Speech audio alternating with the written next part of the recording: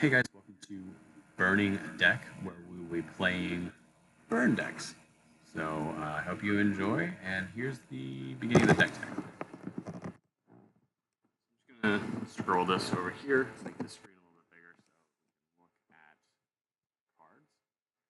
Alright, so we have a pretty standard burn deck, although it's a little bit budget. We don't have the fetches, so we kept our Barbarian Ring despite the lack of fetches. We're at 18 lands. But everything else, it's pretty stock. We're on one Lavamancer, and in paper I run two, but this have fetches, so it makes it a little bit better. We're on the two Searing Bloods, which are a little bit better considering we don't have fetches. But everything else at like one is pretty much the same. As you can see, it's the 4 Swiss Spears, the 4 Guides, the 4 Chain Lightnings, 4 Bolts, 4 Spikes. So we have the 2 Eidolon and the Great Rebels. That's still the same creature suite. So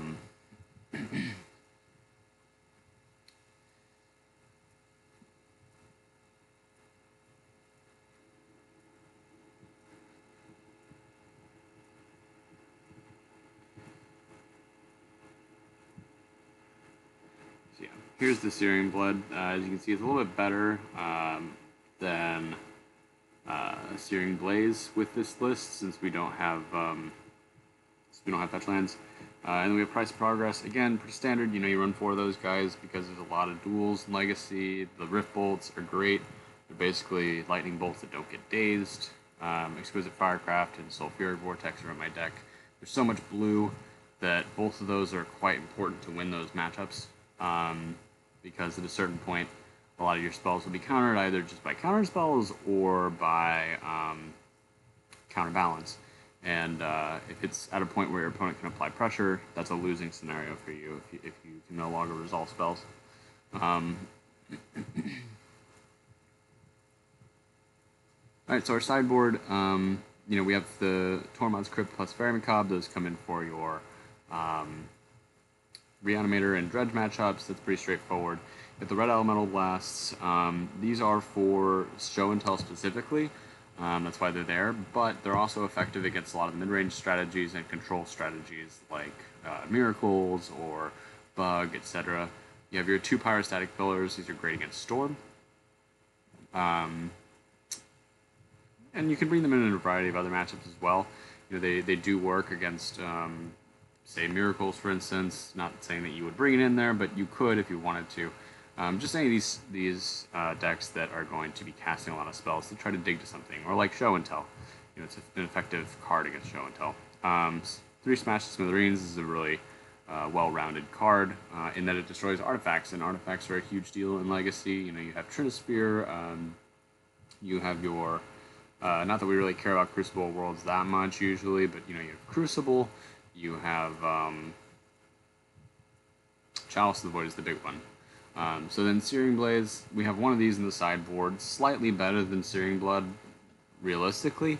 It's just that on average, without fetches, it's not as consistent. So we did a 2-1 split, one in the sideboard, 2 of the Bloods in the main board. Volcanic Fall, it's amazing. It can't be countered. It's a sweeper. It's very good against Monastery Mentors, which are going to either come in or be in the main board for Blue-White Miracles. And it's also just, it's an effective thing against Death and Taxes. It's an effective card against a lot of the smaller creature decks. Delver, for instance, it kills multiple Delvers. So it's just a very effective card, and it cannot, because it can't be countered, it's very good against those control matchups. Vexing Shusher and another Exquisite Firecraft. These are, again, they're aimed at beating control. So we have a lot of tech for control, primarily because it's a very good matchup for us, and we want to be able to consistently shore that matchup up. If we can win one matchup, or one style of matchup very consistently, we're in a pretty good place. So with that said, let's join the league and get going. Yes, I'll pay my 12 event tickets. Thank you. So yeah, the goal of this series is just to, it's not even really to achieve something in particular. You know, it's not like I'm like, we're going to keep going until we get a 5-0 in a league or something. It's more so just about sharing with you a deck that I have come to enjoy surprisingly. I've never been much of a burn player. I've always been a control player. And I was very shocked that I really enjoyed playing burn when I attempted it. So this hand looks good. We have, generally what I look for is 10 points of damage and at a minimum. And I usually count guides for 4. They generally get in for about 4. Eidolons, you know, they usually do about 4, and obviously Sulfuric Vortex is just a finisher here. So I would call this, you know, a pretty decent hand, though it's lacking a second land. So, you know, those big costed things in my hand, like the Vortex, are going to be a little bit harder to get to, but, you know, the hope is that by that point we've drawn more burn spells or whatever to kind of fill in the gaps. So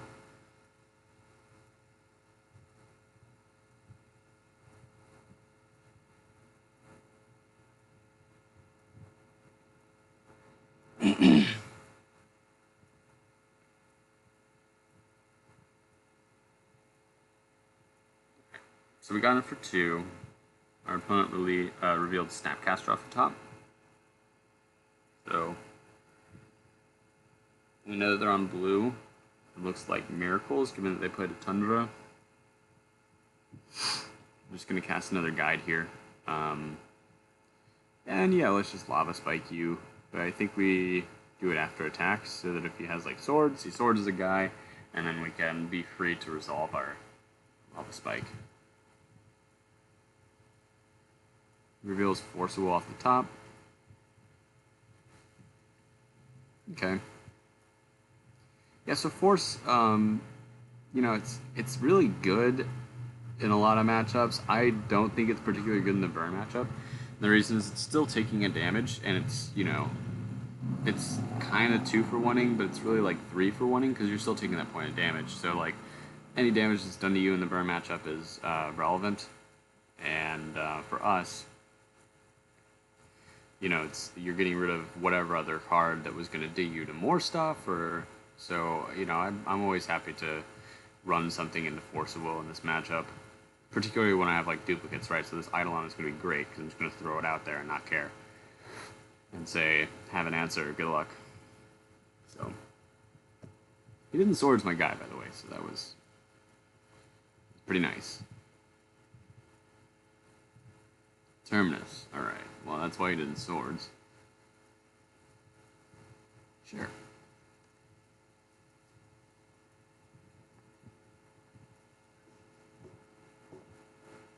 I love how to ask me, which order would you like your Goblin guys to be on the bottom? Well, I don't really care. They're the same card. Yeah, Ponder, alright, sure. Just a little refueling from my opponent.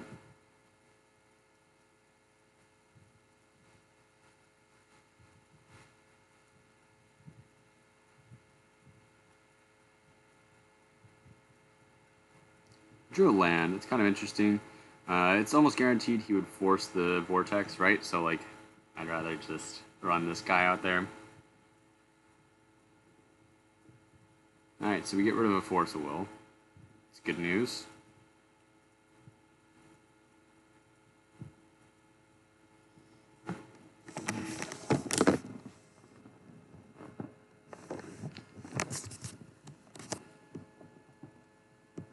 I didn't play the land there, just to try to persuade my opponent to have a little bit more gas than I do.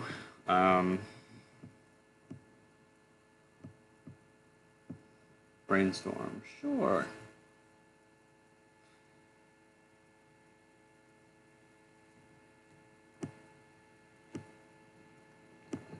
Oh, it's Ponder, sorry. I figured he'd do Brainstorm, but Ponder works. Yeah, he didn't want to, Ponder makes more sense, right? Because you have the capacity to shuffle. Okay.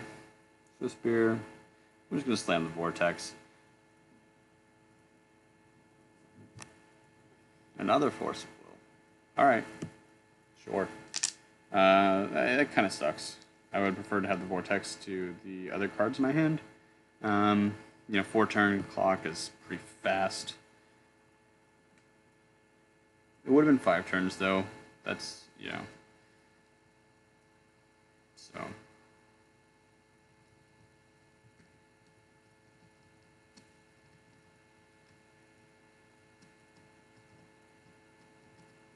Mentor.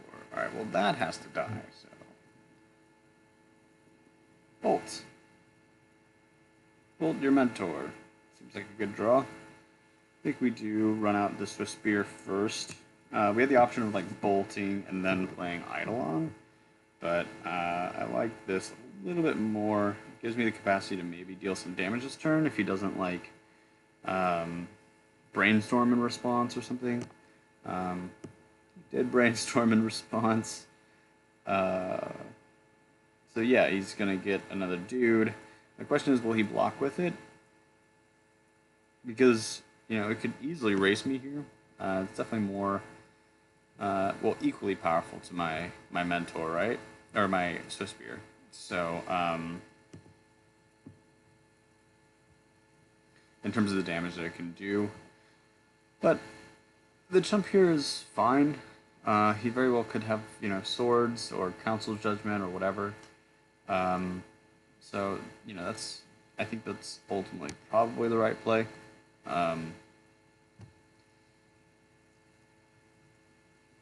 Because he does have us on a 9-turn clock right now. He didn't swing, though. It's kind of interesting. We can just bolt the Snapcasters, buys us some time. So, like...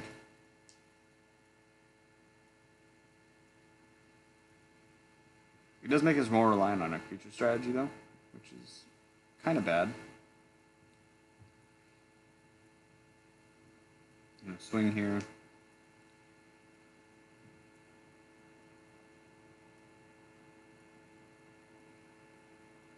We actually got him. I'm shocked that we dealt damage there. Yeah, I'll just try to play out this Eidolon of the Great Revel. See what happens. 2 counterspell, okay. Okie dokie. Alright, so what is my opponent at? 1 card in hand, I think. Now he's up to 2. There's so much dig. We don't need the spoiler anymore since we don't have a Goblin Guide out to show us stuff. Ponder. Yep. Pretty sure he played Preordain, another spell, and then a Ponder here.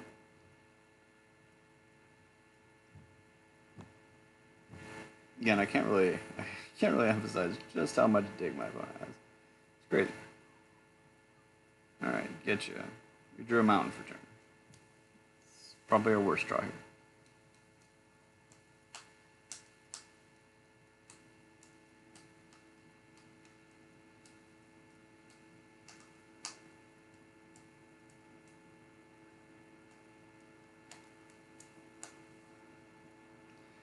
Alright, Mentor number 2. Our opponent does understand really well the concept of a clock, right? Because the thing about control, the reason it's a good matchup for us is just because we have so much inevitability. So, the thing is, what ends up happening in most control matchups with Burn is there comes a point at which we just have too many spells for them to counter, which is why Counterbalance is a very good card against us. But we usually just end up with a critical mass of spells that's able to do that last bit of damage. And the reason the control decks usually lose to that is because they can't apply enough pressure to kill us before they die. Now what Mentor allows you to do is, it allows you to turn that corner, right? By making an army that just grows every time you cast one of your cantrips, which you have, tons of. Because you're trying to manipulate your deck for your miracles, right? So all these cantrips are going to become 1/1s that are then 2/2s and stuff on different turns, and so you're able to close that gap very quickly, which eliminates our capacity as the burn deck to close out the game.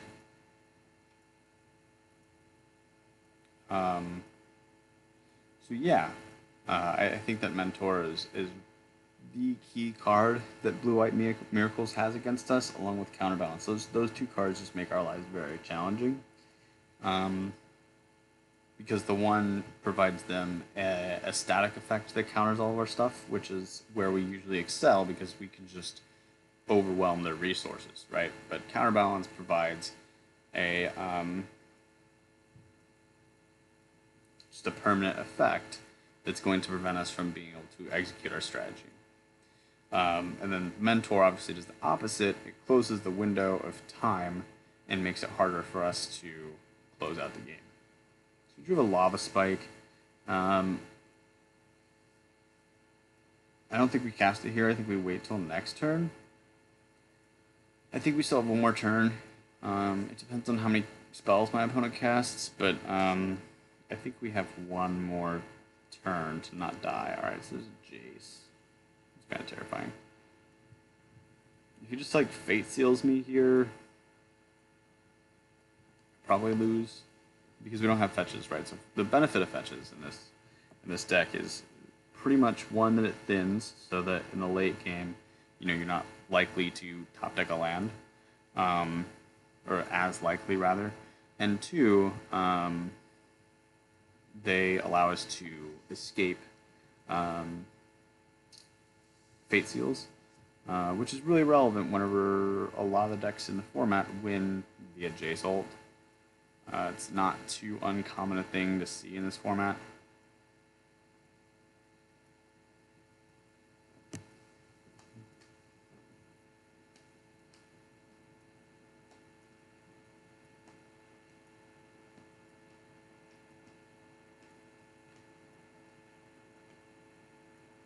Alright, so we're doing a Lava Spike before we do anything else.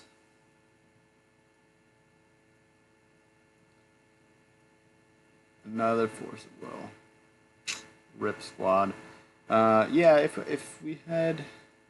If we had been able to resolve that, we would have won with Barbarian Ring. So we didn't have a non-lethal draw. My opponent just had a good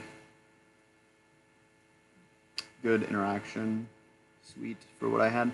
So obviously, the things I'm considering are the Red Elemental Blasts, these Pyrostatic Pillars. I'm just going to put them off the side. Let's go find those Red Elemental Blasts. Yeah, put them at the bottom there. So, Red Elemental Blast, Pyrostatic Pillars, Exquisite Firecraft, the Volcanic Fallouts, and Vexing Treasure. That's 8 cards. That's a lot of stuff.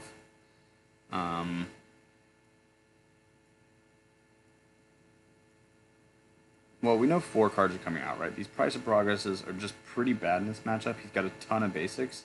And because he knows he's playing against Burn, he can fetch for those and make his life easier. So I think that these 4 are the ones that are the most crucial: the Exquisite Firecraft, the Vexing Treasure, and the 2 Fallouts. And then we can consider, do we want Pillars? Do we want Red Elemental Blasts? I think we just do these 2 Lava Spikes for the 2 RABs. Yeah, maybe a Searing Blood can come out, but the thing about Searing Blood is it actually does kill Monastery Mentor with no prowess triggers, which is kind of important. And also, just being able to kill a Snapcaster and get rid of a blocker is not the worst. So this hand's pretty good. It's got 14 points of damage if we draw 2 lands.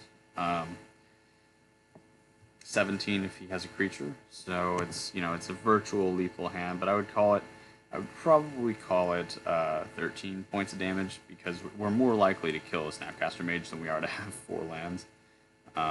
That said, it is a control matchup. It's going to take a little bit longer than normal, so we could get to 4 lands. It's actually fairly likely, especially now that we drew another one. I don't like to count sacrificing all of your lands as 8 points of damage, because usually we're not going to have more than 4. Usually. That said, I have been unlucky more than once in my life. So, alright, Tarn, fetch. Cracks another Tarn, down to 12. So it's something I noticed. I was playing Pauper Burn a you guys were curious, as an introduction to Moto, and as I was trying to build up my learning skills and all that stuff. And I actually 5-0'd a couple times. My deck list was featured on MTG Goldfish and on Magic websites. So that was pretty cool. But the thing about Pauper Burn is that there's no fetch lands. So not only are there no fetch lands, but instead of dealing damage to them, their lands gain life.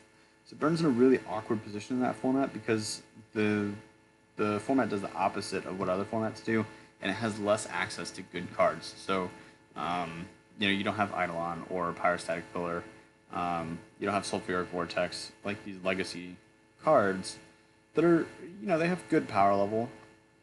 The thing is, you're playing against other legacy cards that do have the power level, like Grimag Angler, like Cantrips, the Brainstorms, the Ponders. Those cards are really powerful. Now they are less powerful when the cards that you're getting are less powerful, but you still have Delver. You have all these really, potent cards in the format. So it's not really. It's an interesting thing, right? So in the meantime, this hand is turning more and more into garbage. Should put our opponents 10 here, which means that if we draw a land and he plays a creature, we're in lethal range. If we just want to be really aggressive with our hand, that's super risky. He's still got 4 cards in hand, which in most formats I would feel like that's not a ton of cards in hand, but in this format, because of all the hand sculpting, it feels like that's a decent amount of things to fight through. So what we want to do is create a large hand size to fight his large hand size, because he's not going to be able to just keep counter spells in hand, right? Like, he's going to have the swords, he's going to have a Snapcaster Mage, he's going to have like Brainstorms and Ponders and stuff, although he can just snap those off. This is good. I can just suspend this Rift Bolt here. But yeah, he can snap off the small spells, but he's going to draw other things that aren't counter spells, whereas, outside of lands, I'm pretty much only going to deal, or I'm only going to draw spells that deal damage. The problem is, this counterbalance is going to be always in the way. So we got to play around the counterbalance, which is why these Fire Blasts are actually great.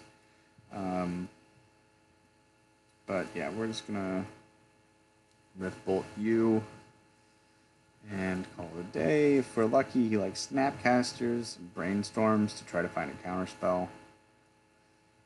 And then we can kill the Snapcaster, the Searing Blood.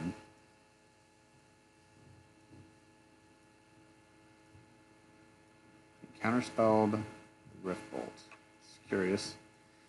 Alright, so cast Eidolon. He flips Snapcaster Mage. Okay.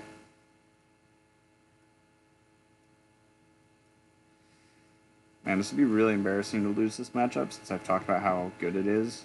We're in a stalemate now. Like, I don't think either of us is coming out ahead of the other.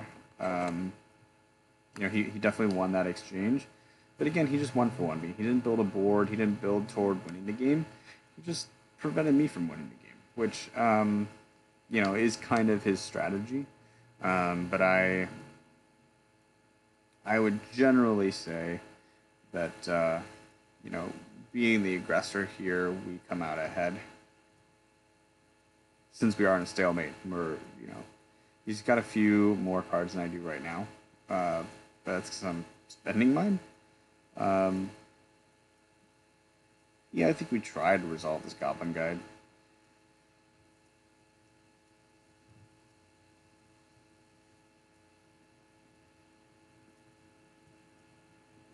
Aha! Counterspell revealed. Alright, well that's not good. It's good to know about, though. Like, one of the cool things about Counterbalance and Goblin Guide are that they give us information, which allows us to play our hand better. Like, that's one of the reasons. So, again, talking about Pauper Burn, this sucks, I just got swords. When I was playing Pauper, not that I'm done playing it permanently, but I'm on a probes list, on a get probe list, because probe gives you so much information. So it allows you to, play around a counterspell or, a daze or spell pierce or whatever, that you wouldn't normally be able to play around as effectively, right? Like, you can see, oh, yeah, that's a card that I should play around. Like, you can do it mentally, but Get Probe gives you the information to know exactly which cards to play around, at least for a time, right? And it gives you the capacity to, map your turns out more effectively. And so having Goblin Guide and Counterbalance in this matchup actually allows us to do that, which is kind of interesting. It creates a fun dynamic of mind trickery and like baiting out stuff that you know is there and stuff like that. Like, it's stuff that you normally do, but you can do it more effectively because you have certain knowledge as opposed to predicted knowledge, like stuff that you're anticipating is there, but is not necessarily there. All right, so double counterbalance. This is kind of interesting because what it allows them to do is say, oh, this one didn't flip and counter your thing. Okay, let me brainstorm and try to flip it now because I can just put something else back from my hand, right? So, yeah, like this is kind of that exact play. The first one triggers. No, it didn't. Why did he do it before the flip? He could have let the first trigger resolve, shuffled, and then tried to counter it again. Did he already know? I don't remember him knowing what's on top of his library, so that seemed kind of silly. So I didn't reveal anything because he would have drawn what he had off the Goblin Guide. Snapcaster. Alright. So we'll try to kill that. He's gonna try to swords our guy, right? So I'm gonna try to Searing Blood it.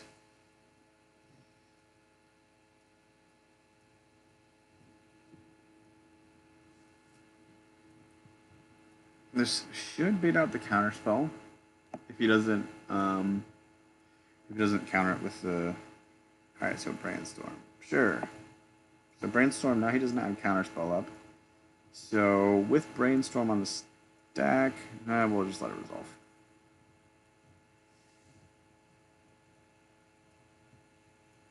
Snapcaster Mage. Is that what he revealed? Oh, right, because that counters the Searing Blood. Yeah, that makes sense. Okay, let's see. I guess if he blocks. No, he's gonna sword. Cool. So with my opponent at 1 mana open, I'm going to triple Fire Blast him.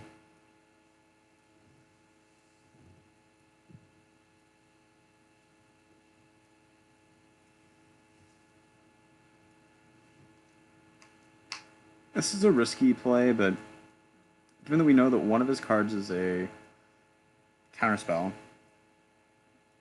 we can play under that counterspell and reduce the amount of counters that he has. So he does Force of Will. Now he's down to 4 cards, right? And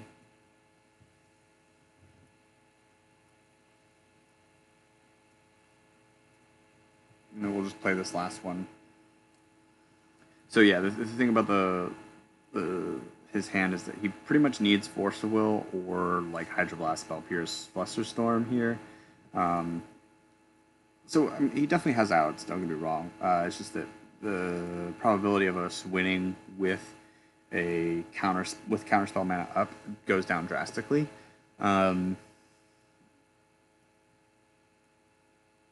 So it was a better opening for us, given that we knew he had counterspell in hand. So these Searing Bloods, they're a little bit worse than other spells. We could bring in Pillars. I think I'm kind of feeling a 1-1 split on the Pillars. But the Bloods they're useful. It's not perfect. Like as a continual damage source, Pillars are really great. And they're harder for our opponent to interact with. So I'm going to go with a 1-1 split here. What happened? I clicked.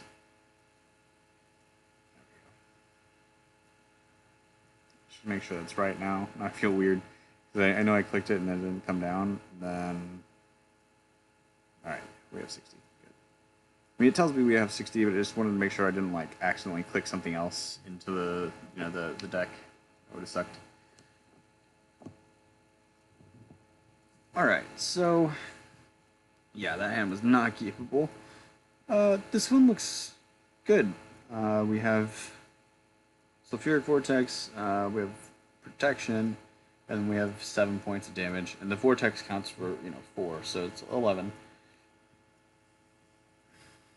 Basically, if it's not something that just deals direct damage, I'm usually going to count it for 4. Because it's usually an approximate of what it gets in for.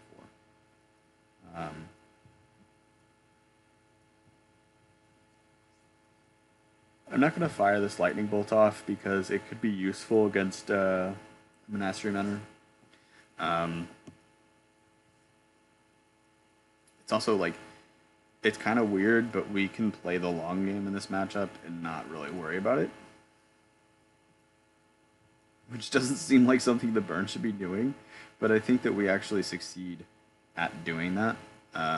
So I'm more willing to do that perhaps than other Burn players, but I find that the best way to beat control is, again, just to amass a critical amount of spells.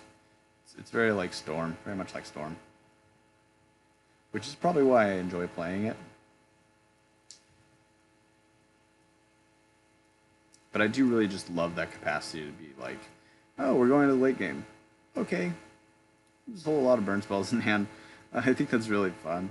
There's also the bluffs with this deck are really great because you can always pretend lands or more things, and that's very threatening to an opponent because they have a much harder time. Not much harder. It's much scarier for them when you have 6 cards in hand as opposed to his 6 cards in hand. Like, my fear of his 6 cards in hand is like, oh, maybe my spell doesn't resolve. His fear of what's in my hand is, oh, maybe I'll die. So, Alright, so there's a brainstorm here. I can't imagine he anticipates that I have a RAB.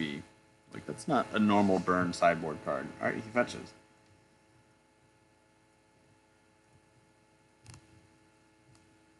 This is a Flusterstorm. Wow. Alright. So, but we take 2 counters out of his hand. Now, granted, he did take 2 spells out of ours, but we also buffed our Spear twice. So, all is not lost on those spells that we cast. We can still get in for 3 here, which isn't amazing, right? Like 3 damage as opposed to resolving that vortex.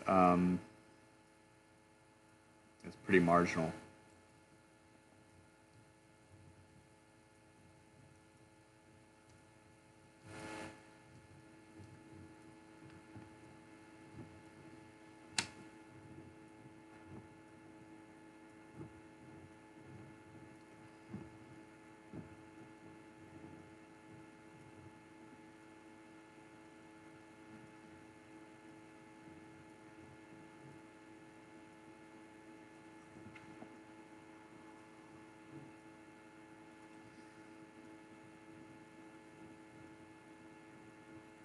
Alright, so he gets his mentor out, he's casting some spells, making some dorks. Not really dorks, but they feel like dorks. They're monks. Anyway. So he makes some guys, and, he's got a Chain Lightning. This guy gonna, like, brainstorm in response or something, make another token. I don't know why the last turn I'd said always trigger Mentor, and it didn't. Okay, so he forced the rules. Alright, so that leaves him with 1 card in hand. This is actually a pretty good position for us, I think.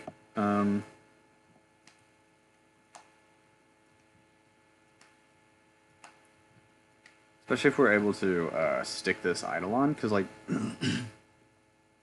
Eidolon is like our Sulfuric Vortex, right? It creates a continual damage source and allows us to start building a hand that our opponent's going to have a harder time getting through, really.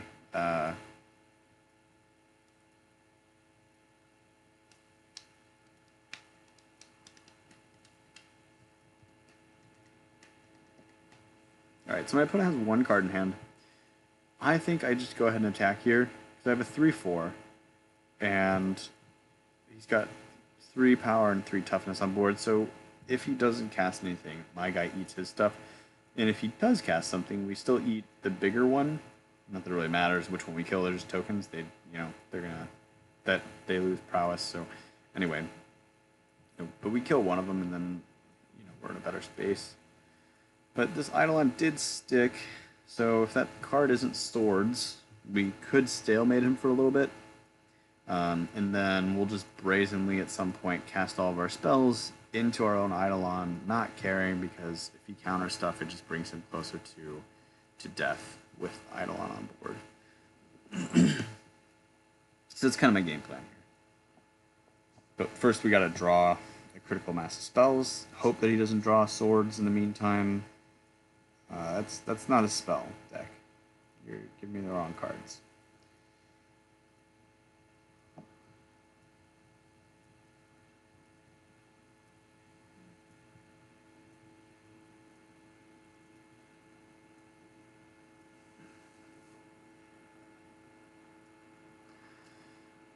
I really do love playing this matchup. It's partially because it's highly winnable. I do appreciate winning. I like winning a lot. Okay, so this is kind of lethal. But he's gonna have counter magic up and whatnot. Although I guess his counter magics are just shocks at this point, with the exception of hard casting Forcible, which he can do.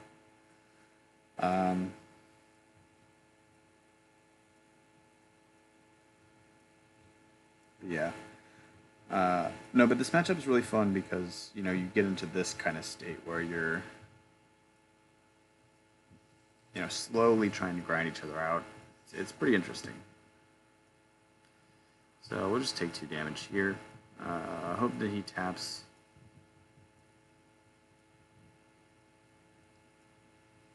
Oh, okay. Force of Will. Like I said, hardcast Force of Will. It's not a shock. So he doesn't go to 9 here, which is saddening. Would have been nice. But Force of Will is it's a good card. Like I said, I don't think it's optimal against us, but okay, Volcanic Fallout's great, right?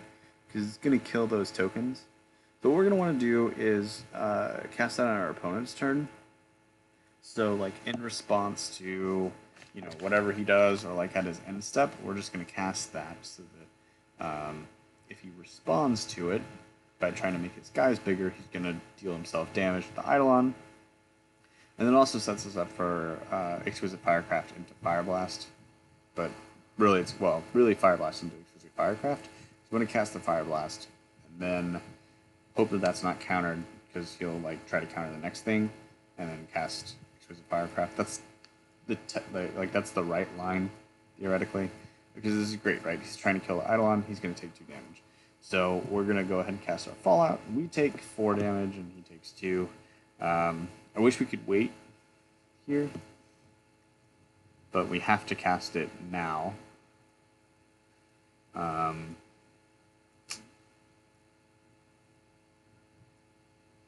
I got a little bit ahead of myself. We can actually wait for the prowess trigger on the next spell. I was thinking the other way around, but yeah, we can wait here. So it actually works. He could have cast something else in response, but this is excellent. This makes any top deck burn spell a win, but he just concedes.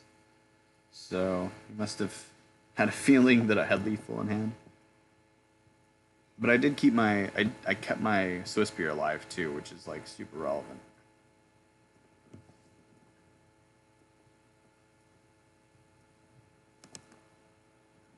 But I'm guessing he probably just didn't find any counter magic and was like, well, I'm dead. Alright, so we win round 1. That's pretty good.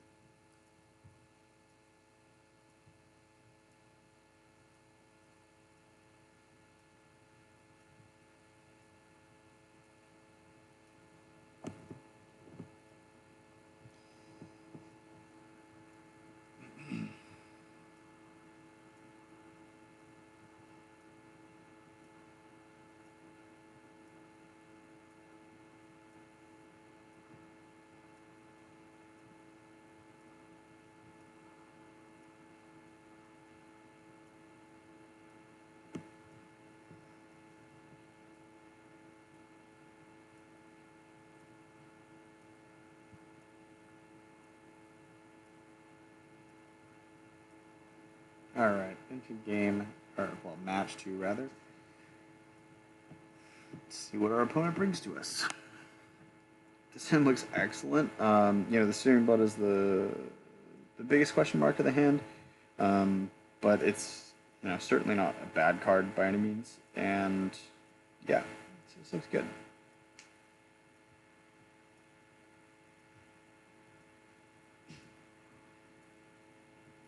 So cast a Swift Spear. Pretty straightforward. We're going to poke it for 1.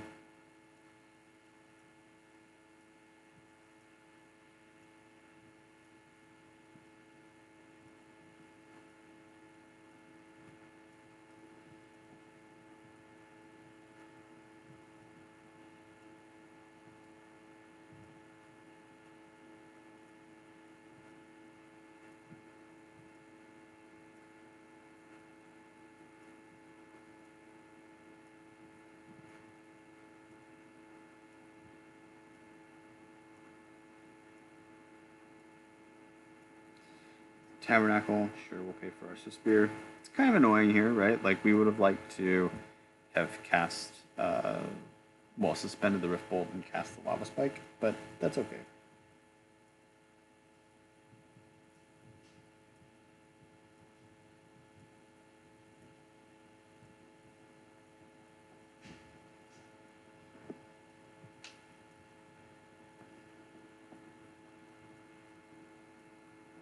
Maze of Ith.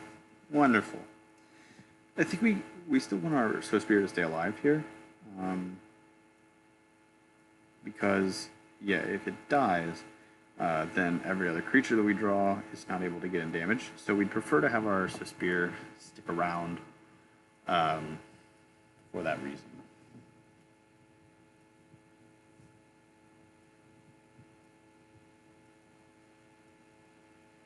Because, yeah, if we draw another Swift Spear, we can get in with both of them. Now, granted, it's going to tax me, right, with this Tabernacle, but we can get in with both and then force the Maze of Ith to not be able to work enough to prevent every damage that's getting through.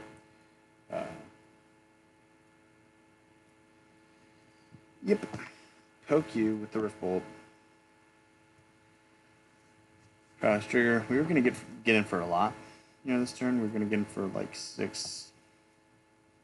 So we were going to get in for 9, which is a lot of damage. Now we're just going to get in for 6, which is a lot less damage. Although this Swift Spear helps us. Alright, so Lava Spike.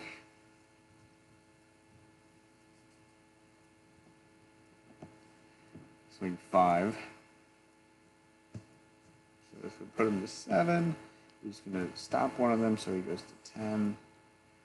And next turn, one of them can still get in. We Chain Lightning. We put him to 5. And then if we draw another burn spell, we have lethal in 2 turns. This is assuming, nothing from my opponent. But, in theoretical fantasy world, that works.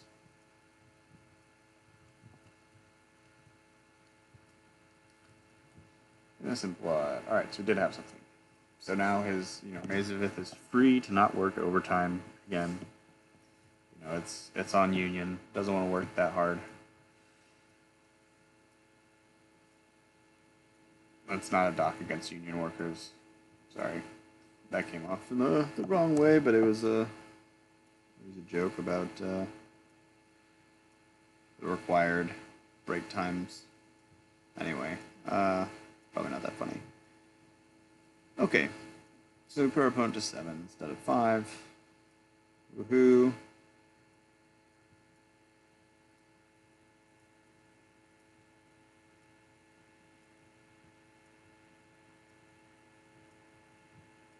Maybe he'll forget. Ah, darn it. We tried. So it looks like this is probably a Pox deck. This is an interesting matchup, usually favorable for us. Again, it suffers from the same issues that other control decks do, in that it just doesn't have enough answers. Now, granted, Hymn to Torak is a bitch. It's very hard for us to deal with. Thoughtseize, Liliana. Those cards are not easy for us to beat. The thing about Liliana is that eventually we find more burn. So So like at this point, right, like he resolves a Liliana. Who cares? I'm gonna eventually find points of burn damage. Like Liliana ult does not scare me. You know what I mean? So I'm gonna attack here and hope that he animates the. He does. Sweet. So we're gonna try to Searing Blood this.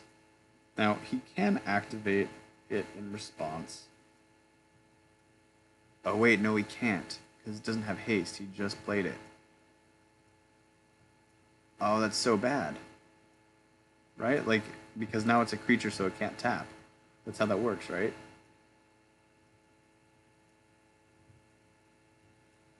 Oh my gosh. That's such a crucial misplay when you can just Mazavith it. Why would you not just Mazavith it? Okay. I'm pretty happy about that.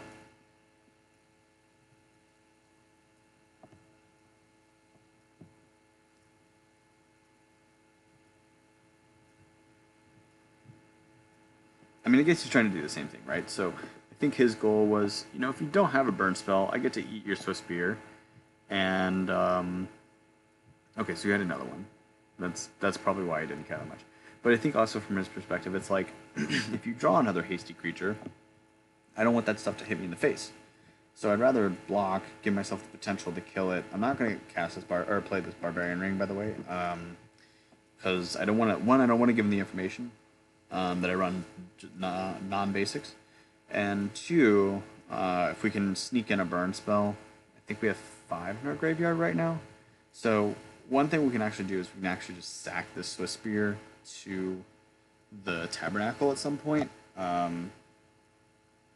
Which would allow us to get closer to that critical damage. Because, yeah, at this point we just need a burn spell, and that's it. Because the burn spell just basically goes straight to our graveyard, and so does the Swiss Spear, and then we have lethal with the ring. That's our current game plan. Crucible Portals. Okay? I don't really care about that.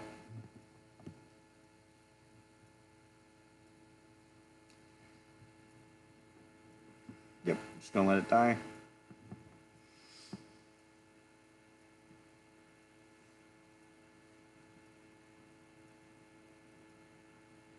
I don't want it. Now I wish I hadn't let the other thing die, but sure, let's do this.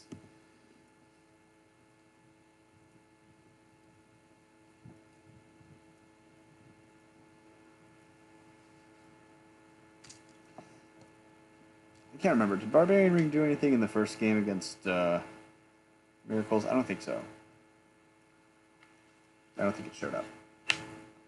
It's a card that I'm kind of on the fence on, but I think ultimately, thus far, it has proven to be pretty good, despite not having fetches. It's just so much better with fetches.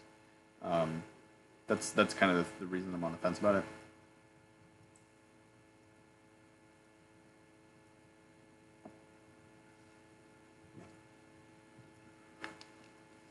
So yeah, Eidolon, we're gonna pay for that. Yeah, like we can sack it to give ourselves threshold, but like, why would we do that? Yeah, let's suspend this. We're not in a rush, right? Like, suspending this means he can't really cast anything. He would have to cast something for 4 mana to kill my Eidolon, which I don't think they run 4 mana cards because they're on Pox, right? Like, if you're on Pox, you want your removal suite to be super efficient, so that you can, and like Pox is one of your removal spells, although maybe not. Like he's on Innocent Blood, but yeah, I think like Smallpox. Generally, it makes you sack a land, right? So in the early stages, you're going to want stuff that's cheap to remove things. So now this puts him in a place where he can't cast any spells, especially if I resolve the. Well, the thing is that the Riftbolt is going to resolve, so like he can try to beat me down with his Mistress Factories, but that's just really slow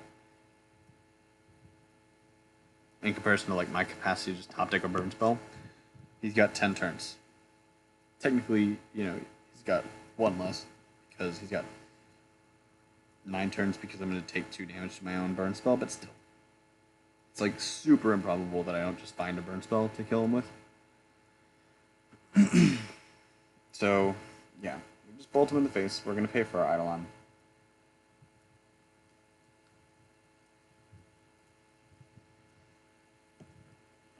And then we can Barbarian Ring him. 0.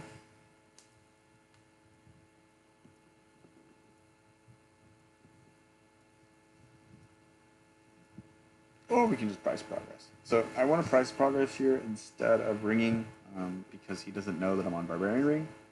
Not that it's like a super crucial thing information-wise, but it would be nice to just conserve that information. He's going to know that I'm on price progress, right?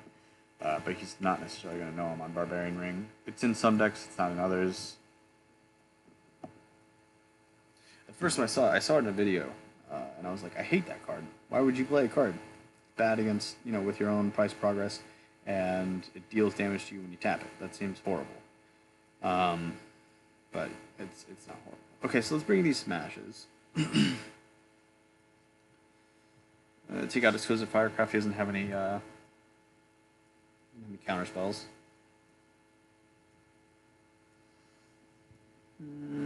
We'd probably want these graveyard things for like Bloodghasts and whatnot.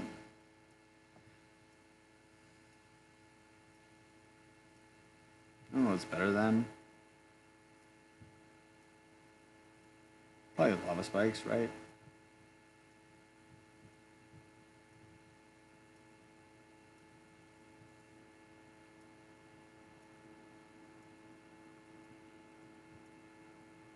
Yeah, just bring in the Macaques. I think that's fine. I don't know if we need this Tormod's Crypt.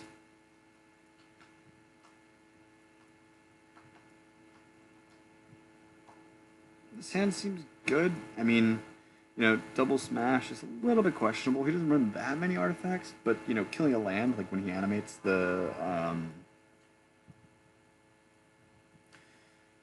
Mishra's Factories, that's super good. And the Sulfuric Vortex, is that's the reason you keep this hand. It's just really good. It's really good. All right, so nothing on turn 1. I say we suspend this Rift Bolt. We resolve our Vortex, and then that's pretty much GG, right? Like, theoretically, that should just end the game. Probably won't, but you know what I mean. Because we're ahead on the damage race at that point. So, cast him, we lose. Looks like Smash Smithereens and Fire Blast. Sure.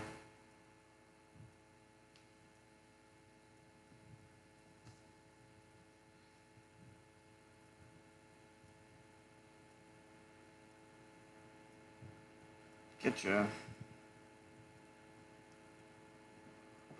Right, so I'm just gonna cast this Vortex.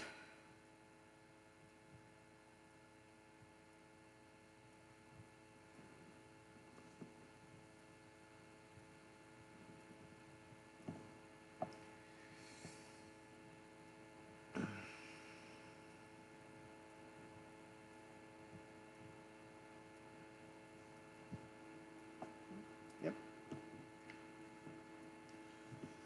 This is theoretically where we win the game, right? So he's going to uptake Liliana. We can just pitch this land. We already have 3. It's pretty much the maximum cost for any spell on our deck.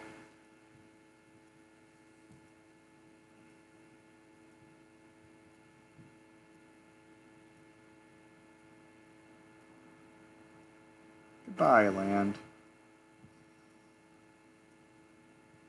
Man, these matches have been really slow. I think we're about an hour in, and we've only played not even 2 full matches.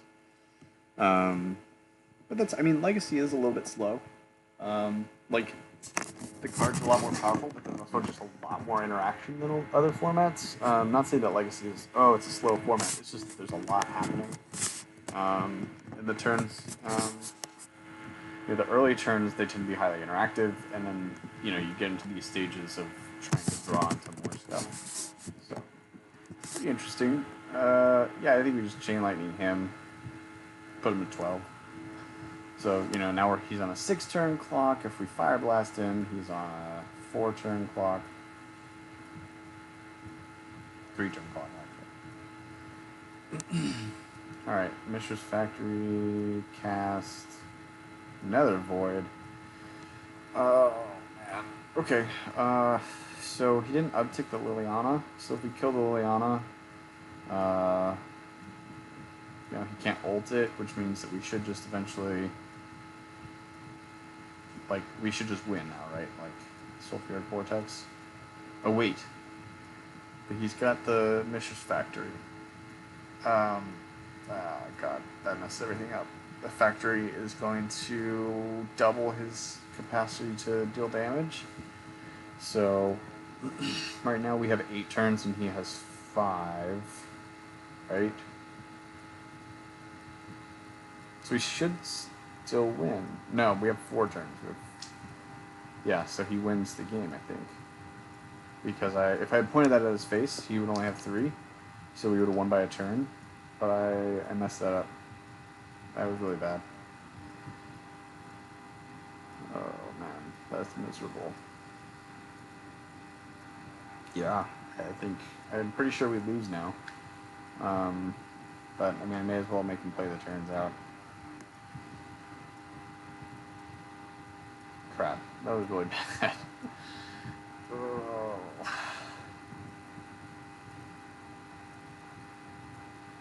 Yeah, I think I panicked because the Liliana ult, like, you know, usually when you're playing against Liliana, you think, oh god, that ult, it's just going to ruin me.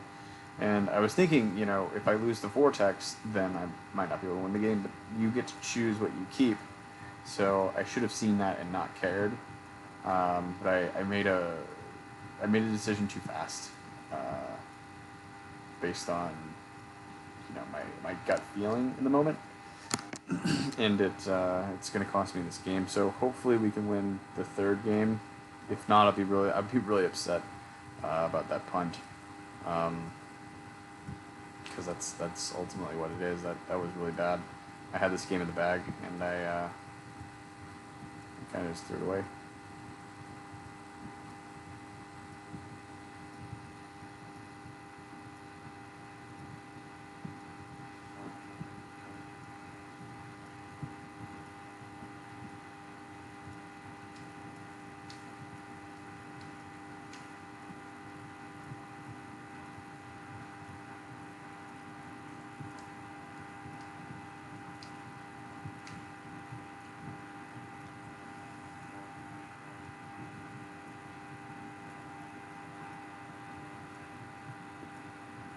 Right, double animate.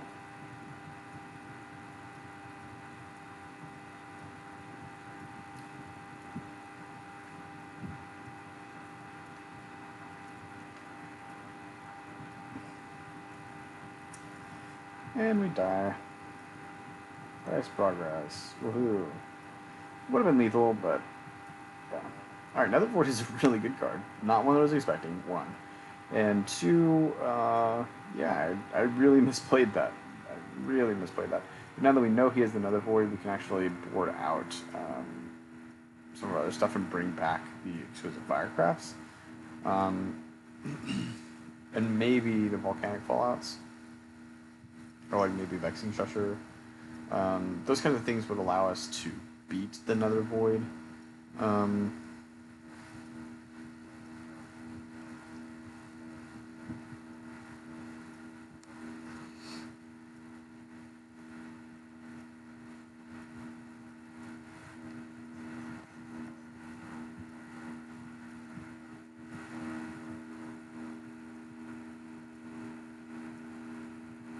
think we still want the Macaques.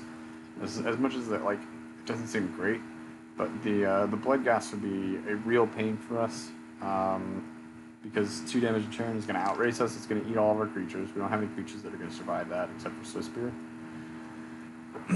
This hand looks good though.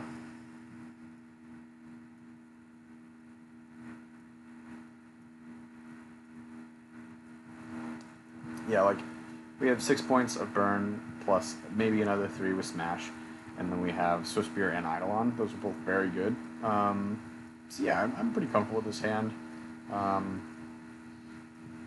It looks like it's going to be pretty potent, so...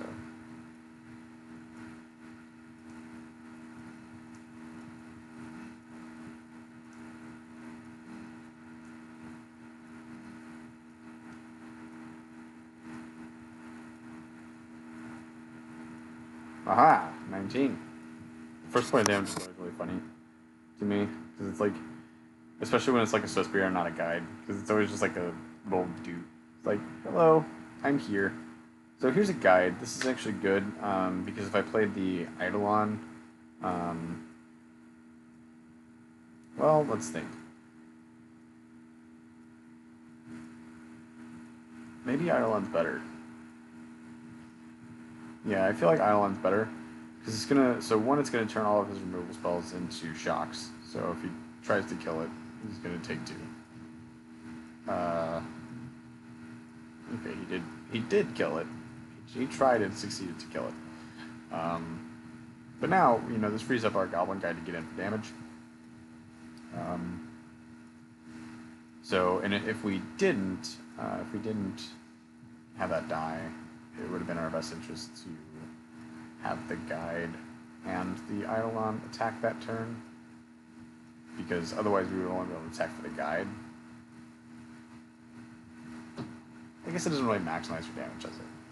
Because like either way, you're getting in for 2. But the difference is, if he does have a removal spell, right? Like you get in for 2 plus the Eidolon, and then he doesn't have a removal spell for your Goblin Guide. Alright, so Dark Ritual. Is Nether Void? No. Inquisition. Okay. Bullet you. Yeah, that's right. Yeah, Bullet you. You can take probably Smash. Or take Smash. Because Chain Lightning is a sorcery. I guess you can play around Smash, but Chain Lightning being a sorcery means that you can try to start racing me with your factory. Took the chain. Oh, that's why. He doesn't care. He does not care about racing me with the factory. He's going to try to ult the Lily, which makes a lot of sense. Alright, Smash is not amazing here. Okay.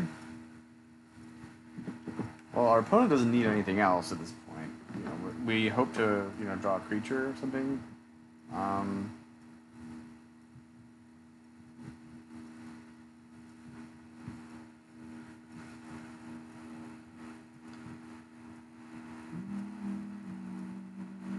That is not a creature.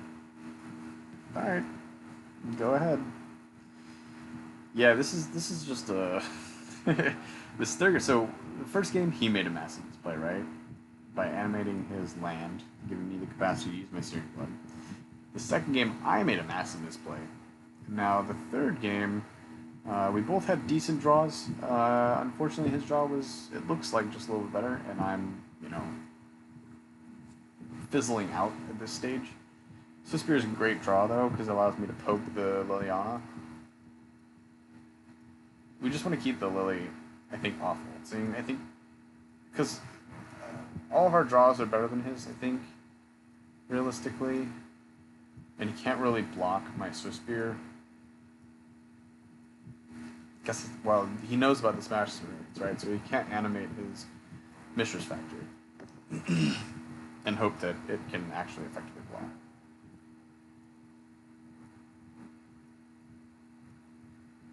So my game plan is just to keep the Lily from ulting.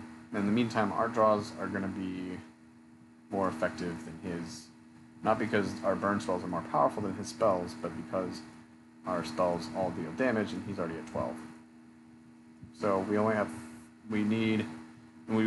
10, like he's at 10 right now because the price of progress. So like if he draws another Mishra's Factory and plays it, for instance, now he's at 8. So we still need 3. But not necessarily, because we can just attack him with the Swiss Spear, and then in response to animation, we can kill the Mishra's Factory. Oh, alright, well that's a good draw. That changes the map again.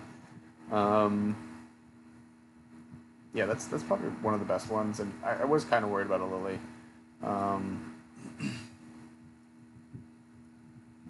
Yeah, we sacked the Goblin Guide there, because 1, the Goblin Guide can attack without giving our opponent lands, potentially.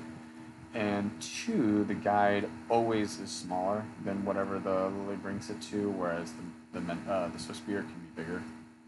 That's a terrible draw. All right, so that should pretty much do it.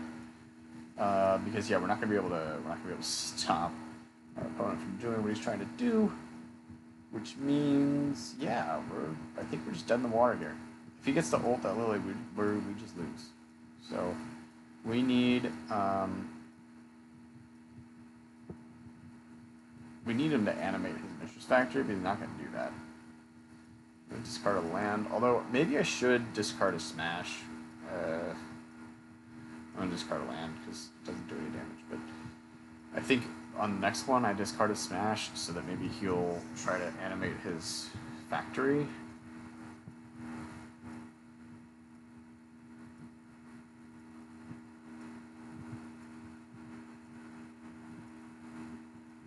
Him. Well, should we price progress now? No, because so if we don't price progress, right, we can potentially discard like price and smash, and then he's more willing to potentially open up with that Mistress Factory, and then we can put in 2 lands. Not that that makes a huge difference here, but yeah. And this is also better for us too, because keeping the price of progress in hand means that we can potentially deal more damage with it.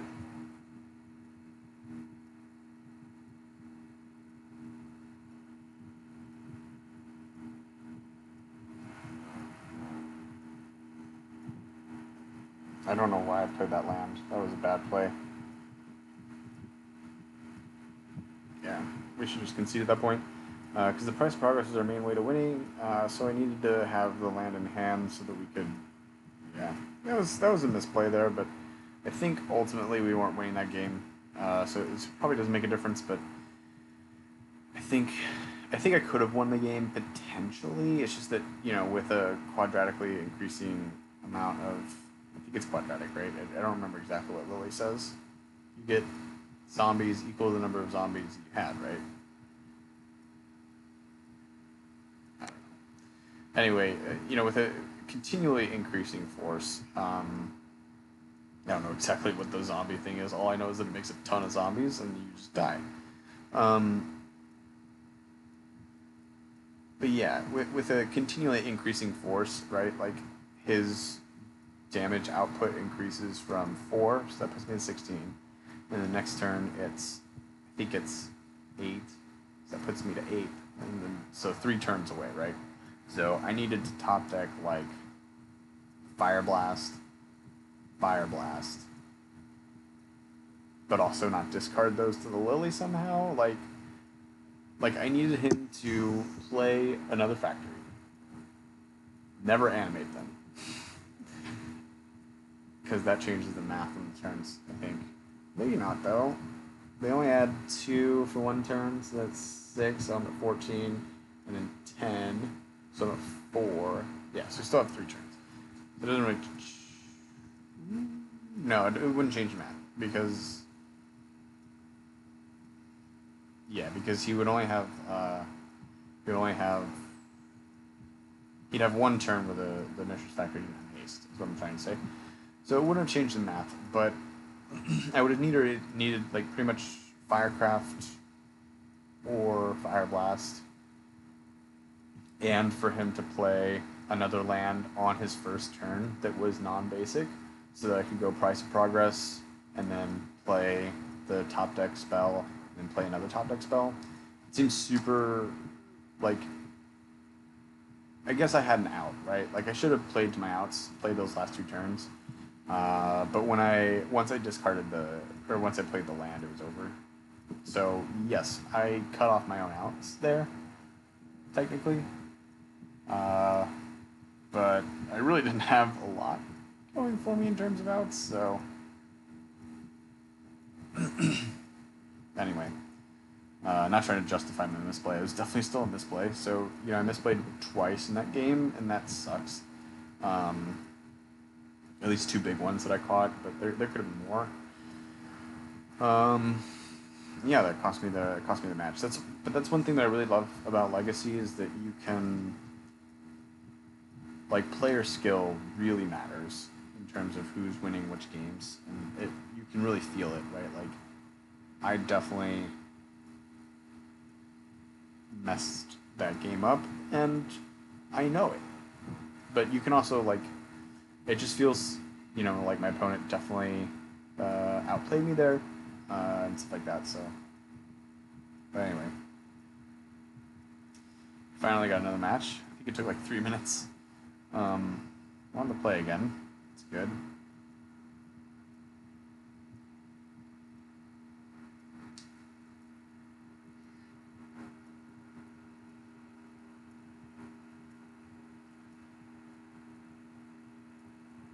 Stand. It's a fine hand, but I'm gonna mulligan it for something better, and this is definitely better. Like, so the thing about the creatures is they're again continual damage sources, so they're more valuable than the spells, and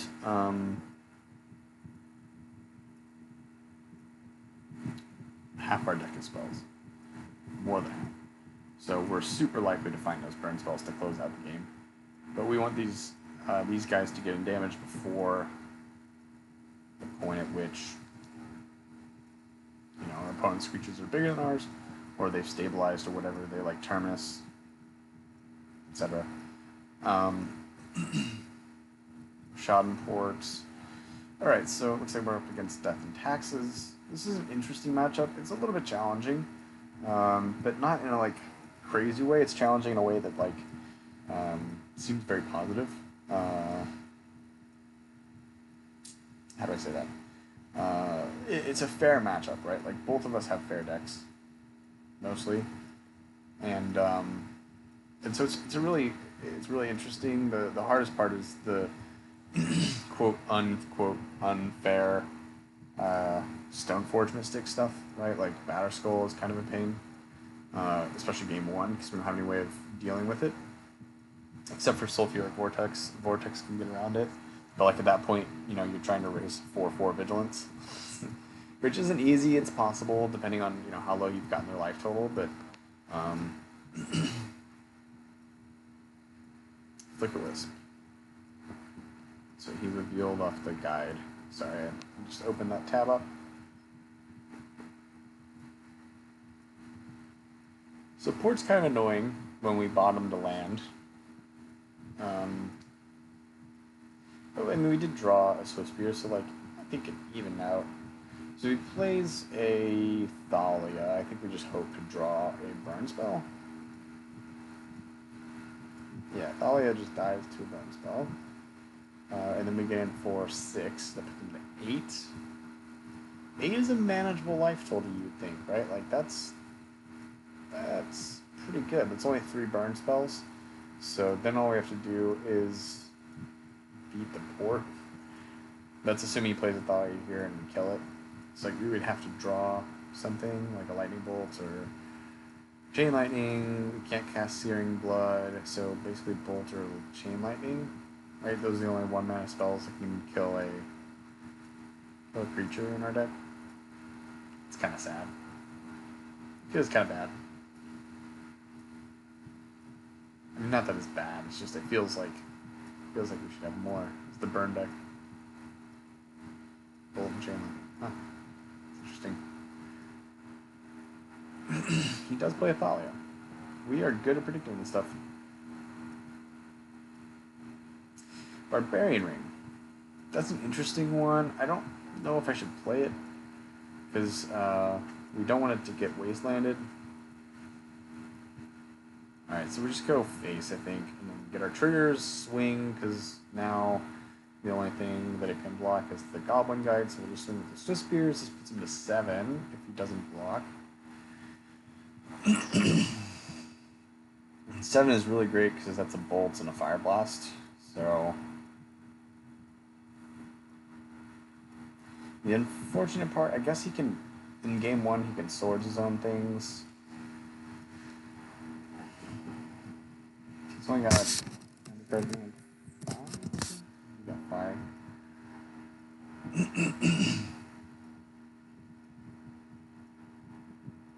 Yeah, so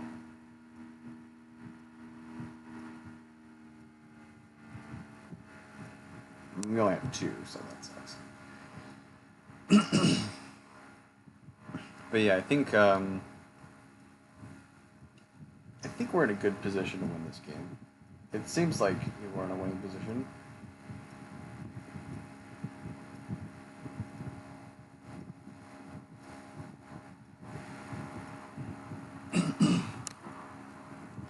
Damn, this phlegm.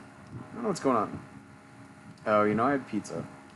Pizza has dairy in it, and dairy sticks to your throat. That's what it is.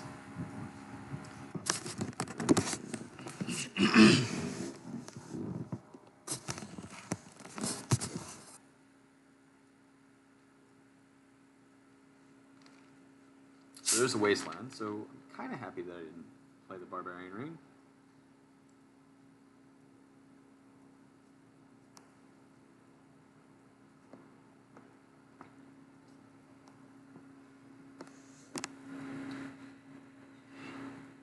The unfortunate part about this game, right, is that our waiting game is less effective. Especially now that you can protect Thalia. So, like, our waiting game gets worse and worse in this matchup, unlike the Miracles matchup. Like, in the Miracles matchup, we have the inevitability. They need to find their win con, which their win cons are fewer and further between, so they have a harder time closing out the game than we do. In this matchup, our entire deck is just annoying creatures and things that are win cons. So it's very similar to the way our deck operates, except his deck is also disruptive, whereas our deck is only shoot you in the face, with the exception to Eidolons, which are kind of disruptive to storm strategies. So, we're in a battle now of who can draw the right cards, and it's gonna be tough. So, like, if he has Stoneforge here, we just lose. There's no way for us to beat that.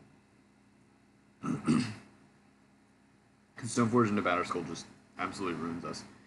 We really can't beat that. Not in this current board state. I mean, it would be maybe possible if he didn't have the Thalia or the Wasteland and we had Exquisite Firecraft in hand, but all those ifs are not the case in this one. And he's got the Rishadan Port too, so like he would need to not have the Rishadan Port. Like, all those things are not the scenario in which we're in. So now we get in for 2, right? So this puts him to 5.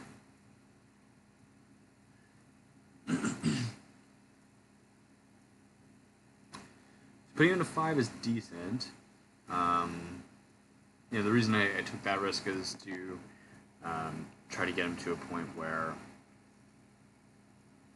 maybe 1 burn spell is lethal. But like, a burn spell plus the Barbarian Ring, which before it wasn't. So now we're in a position where we're closer to winning, right? And we're still in a board state where we have the potential to get damage in, because at a certain point we're not going to be able to get damage in anymore, because his creatures will overwhelm the board. So I feel like that was the right play. I mean, we did lose a guy over it, right? And we drew him 2 cards. You got a Plains and a Crocus. So that was, that's kind of how my luck with guides goes, generally speaking. Don't have the best luck on Moto. There have been a lot of games where literally any burn spell off the top could win, and you brick. But that's also kind of just playing burn, right? Like, you're always in a position where X spell could win the game because you deal damage.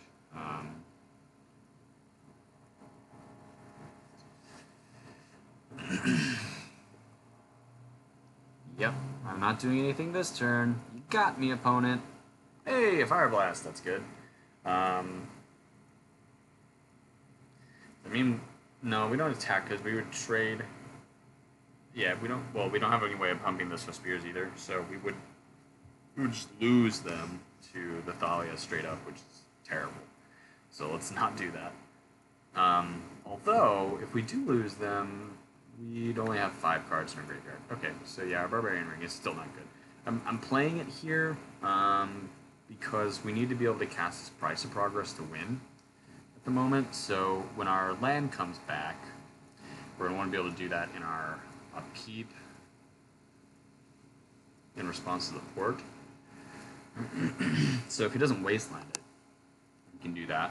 Now the thing is, he's probably going to wasteland it, or he can wasteland his own Rashadan port and make Price of Progress do effectively 3 damage to me because I have to use the Barbarian Ring, but I don't think he'll do that. I think he's more likely to wasteland the Barbarian Ring and just take 2, which still allows us to win. But now we can't because he swords to his Wisp. Okay. So that's really unfortunate. He's back up to 8 now. So now we need him to play the Caracas and tap the Wasteland in order to use Rashadan Port. Or actually, if he just blows up the Barbarian Ring, that works, but not right now. If he does it like after my upkeep, so I can just cast the Price of Progress. Like in response to the Price of Progress, he kills it. That would win us the game. But I get to play the Plains, so I don't think he's playing his Caracas this turn. Alright, so he's going to name Grim Lavamancer probably, or Barbarian Ring. Grim Lavamancer. Alright. That's smart, right? Because he's got the removal for the ring, so like he can see me approaching threshold. It's like fatness, right? Like you see fatness coming. It's not like you like wake up one day and you're like, oh look, I'm fat. Like it's a slowly occurring thing. It's the same thing here, right? Like my graveyard has to build.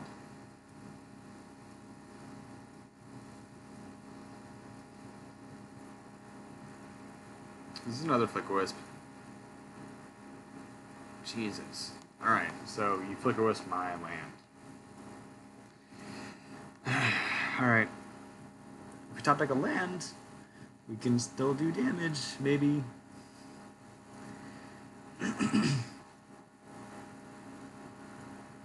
Unport down my mountain, right? Bolt. We can bolt it. No. Alright. Hey. Alright, sure. Yeah, I can't cast any spells. You got me. Good job. Okay, there's a land, so now we can still cast our Price of Progress, and it's still lethal with the Fire Blast. So this is good. This is really good. You know, we get our land back, we get to Price of Progress, we get to Fire Blast. So that's excellent. Now if he's got another Flicker Wisp, it slows us down pretty fast. I mean, he's got 3 counters on the thing. Oh no, if he's got... there's no way he has another Flicker Wisp. He's seen 16 cards. Right? Like, the odds of him having another Flicker Wisp are pretty slim. Since he's already seen 2. He's got a 3rd one. Pretty impressive. So, like, the things that he can do are, like, Flicker Wisp his Caracas. And be like, oh, I don't die. In response to Price Progress. But it's just, there's no way. I think I just have to play into that. Like, I don't have another line anyway, so I've got to just price and then hope that he doesn't have it. Because I just don't have another line here.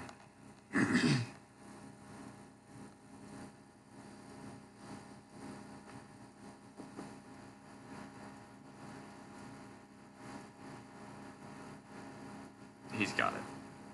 He spent so much time, there's no way he doesn't have it. Ugh.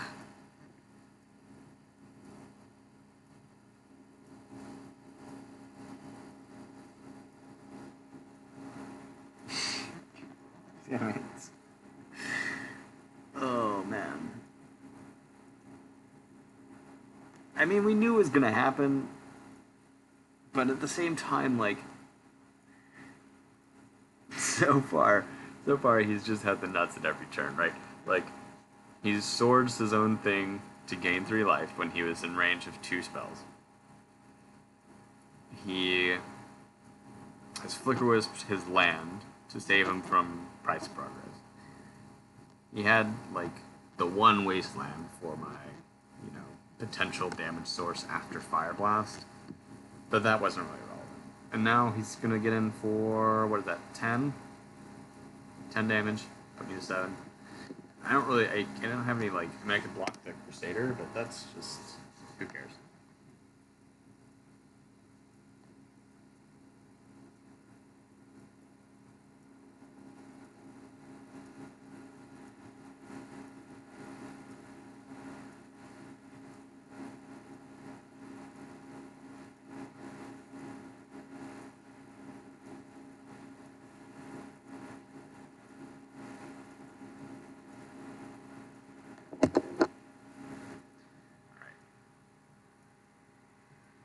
we draw a land, we have lethal.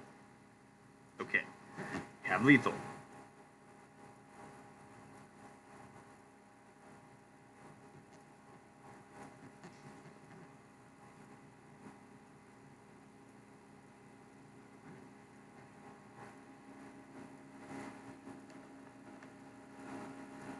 Fire Blast. Die.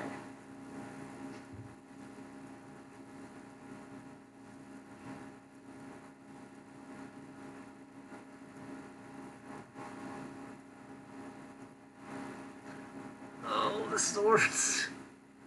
I had 2 cards in hand. Oh no.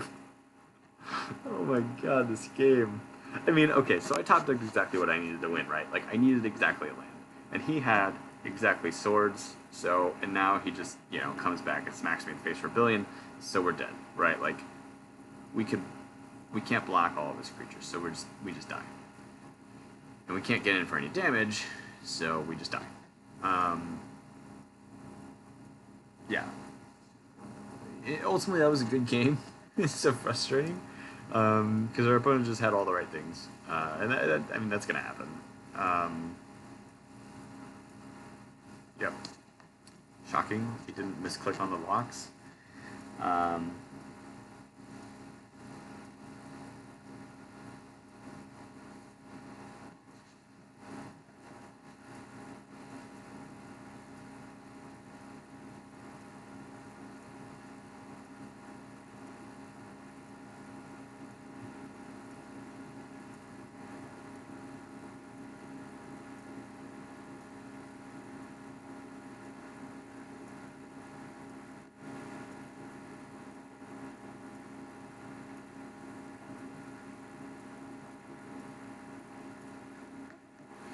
All right, so we bring in Smash, we bring in Steering Blades, and we bring in the Volcanic Fallouts. We can cut the Exquisite Firecraft. We can cut these Lava Spikes, they don't kill creatures. But we also can cut Price Progress. I think Price Progress is actually worse than Lava Spike, even though it has the potential to do more damage. They likely board out like Wastelands and stuff against us because they don't need that many lands with their Aether Vials. So I say we bring in, you know, we bring out the Price Progress and then bring in as many Lava Spikes as we can.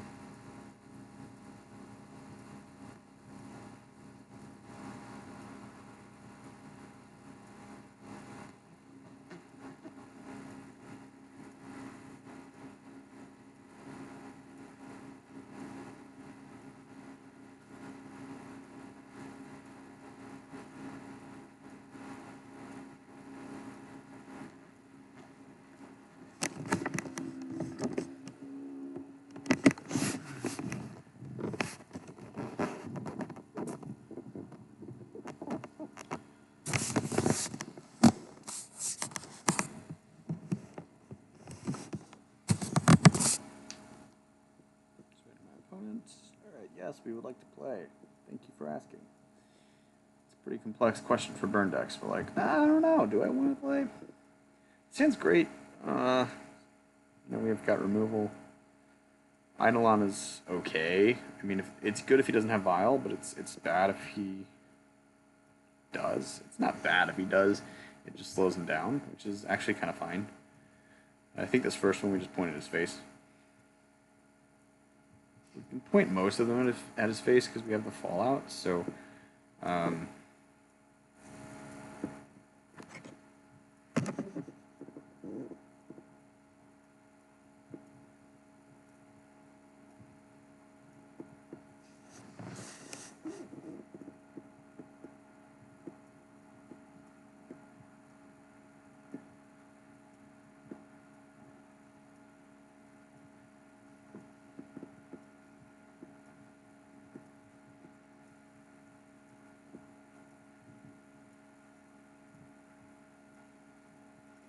Alright, Thalia.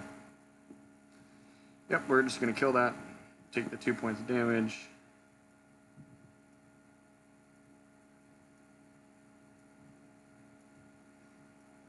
Get in for 2 of our own.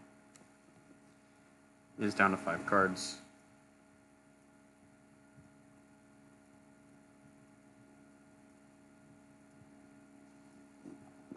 So now, like, Lava Spike. We could have casted Lava Spike here. But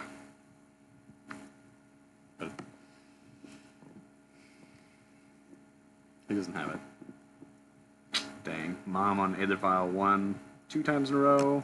Thalia on turn 2, 2 times in a row.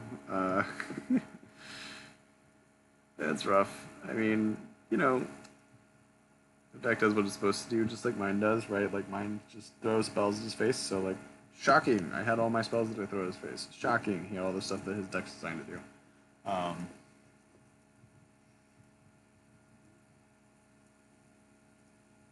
Yuck. Sort of whap. Get that out of here. Alright, smash. Smash off the top. Show him his boss. Ready? And 1, 2, 3. Smash smithereens. Crap. Alright, well, we're going to attack. So the reason we're going to attack here is so that, you know, maybe he flashes something in, maybe he blocks that something, and maybe he protects it with Mom, so we can just blow him out with Volcanic Fallout.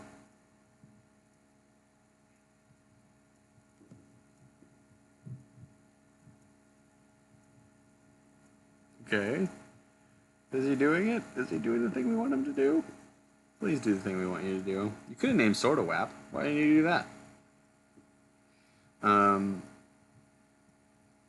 he did it. Alright, so we can respond to this. We have to respond at this point in time. We can't wait for the thing to resolve. Because if we do, then it has protection from red and it doesn't die, right? So then he can still equip it. So the goal of this play is to prevent him from equipping. And that means that all we have to do is top deck a lightning bolt. And then we win the game.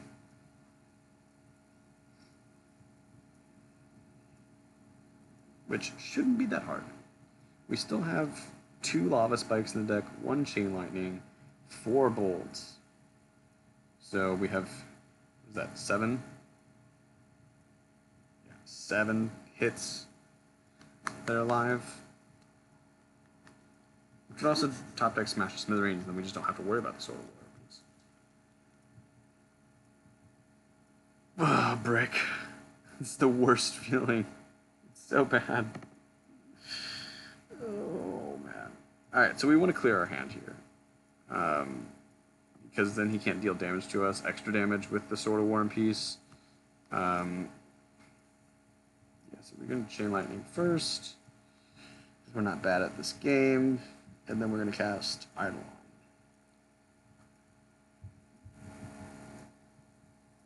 Unfortunately, he's still going to gain 2. That puts him outside of most of our damagey things.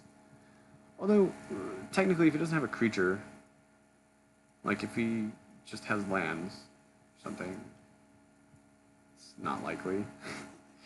Like, if he has... No, swords would be bad for us. It's not swords. If he has, Aether Vial, Aether Vial. There we go. That seems good. If he has Vial, Vial. We can just win with the top deck bolts. If that is his exact hand. It's not his hand. That's not what his hand is. Alternatively, if we draw a Smash Smithereens, we still have a fighting chance.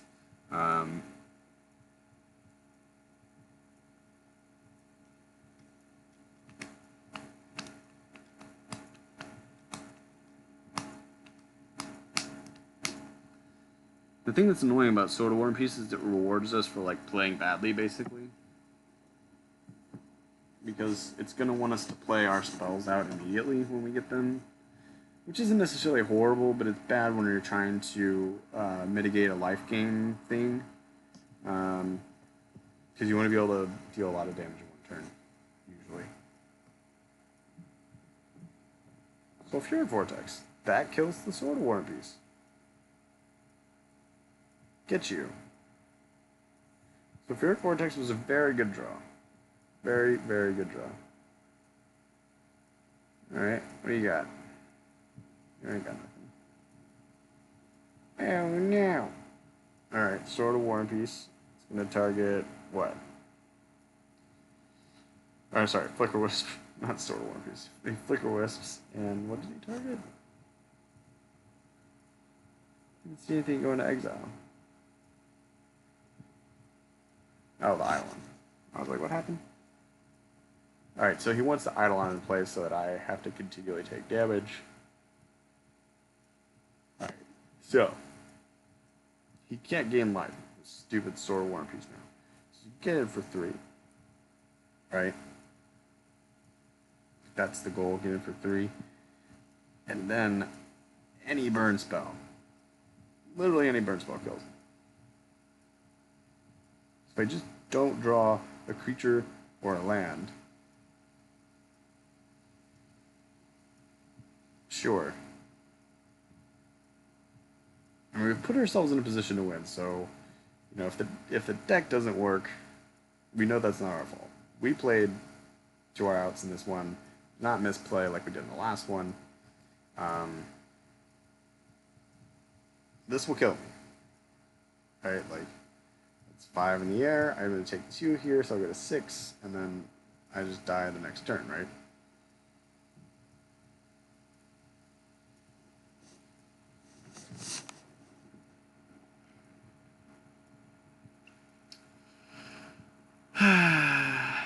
Alright, that's sad.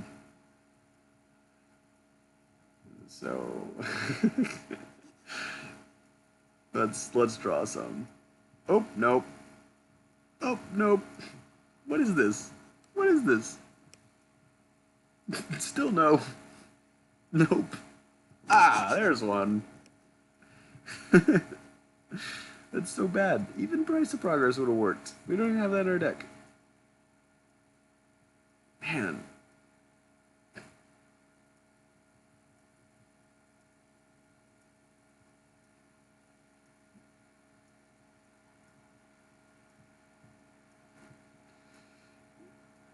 I mean, we were just destined to lose that one.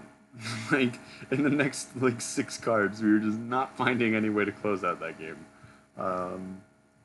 So, yeah, the MTGO was not on our side.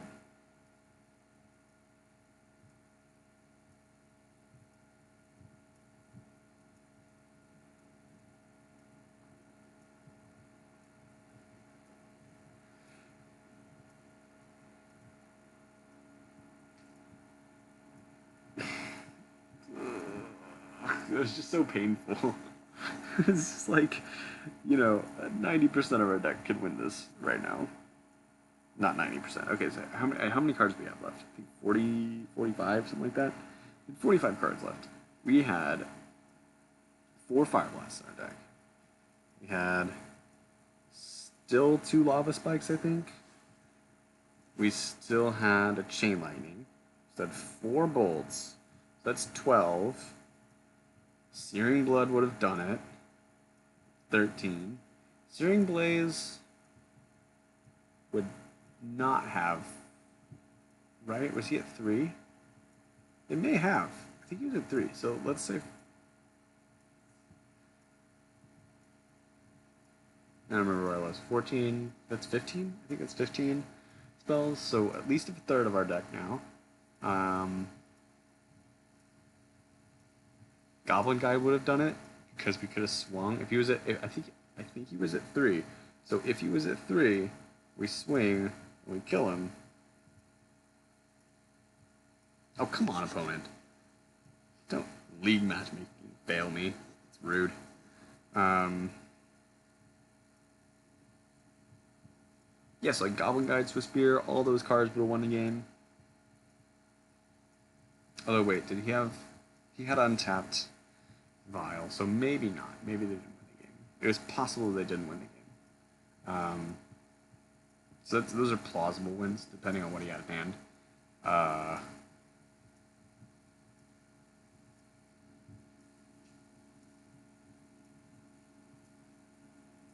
But yeah, I think he was at 3. Because... Anyway. The point being, we had a lot of outs and we just didn't get there. This hand is freaking hilarious. We have 12 points of just burn, and then maybe 15 points. So let's keep this. This seems fine. We just chuck spells at you and you die. Who needs creatures?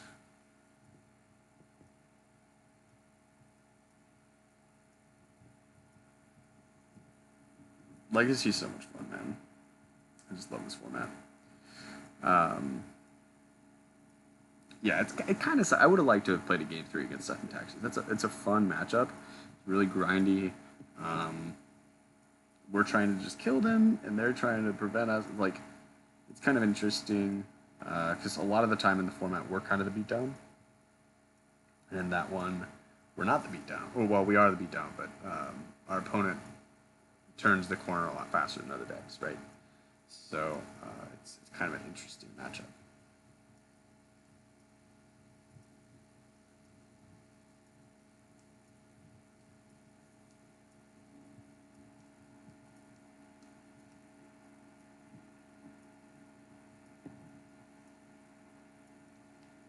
Another lava spike.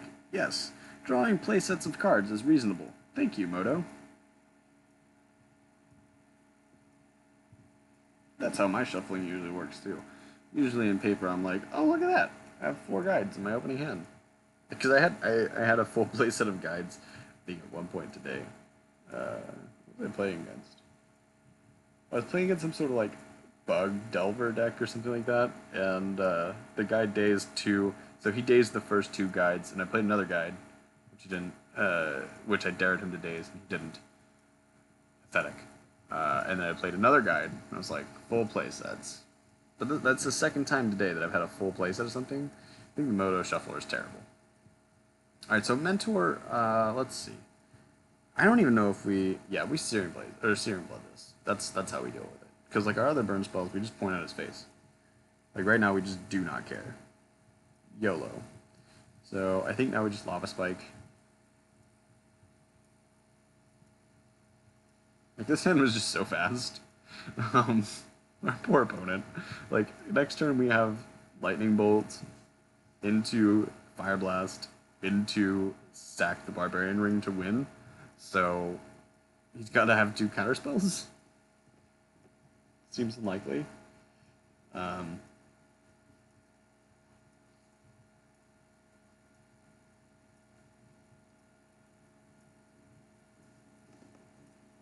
mean, it's not okay. It's not impossible, right? He's only got 4 cards in hand. If they're both Force of Will, you know, it puts him to 3, which is not ideal. And like, if he does counter both of them, I'm not gonna, you know, use my Barbarian Ring to still have a mana source, right? I think we're just gonna win this one. That was really easy. Because yeah, we have the ring there, so unless he has Stifle. Yeah, we have Miracles again, so that's good. After being 1 and 2, we need a matchup to pick us up. I think we bring in the REBs and the Vaccine Shusher. Those are the cards that I would want to bring in this matchup. Cards that are bad. Price of Progress. Goodbye. And probably Lava Spikes. Yeah, I mean Lava Spike's kind of the weakest card in the deck, right? The only other thing I could consider cutting is the Searing Bloods. But we still want those for the Mentors, because the Mentors just,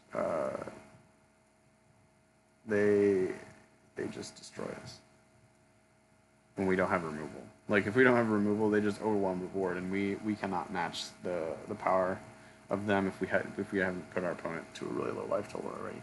So this hand's fun. We lead on the Lavamancer here, because for a couple reasons. One, the Lavamancer, if we cast it late, it doesn't do anything. And by that I mean, like, we have to wait a turn for it to be able to activate.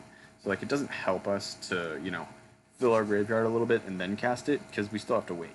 It's better to just have it in play, and then you're like, oh look, my graveyard has stuff in it. I don't have a 1-mana burn spell, so I'll just poke you with my Lavamancer instead.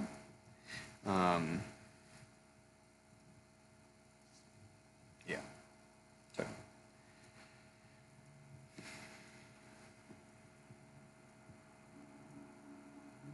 Brainstorm, sure. Main phase Brainstorm, probably looking for a land. I learned that from the amazing Reed Duke. I think he said it in his recent 7-round Legacy thing that he played. Well, he played 9 rounds of the challenge.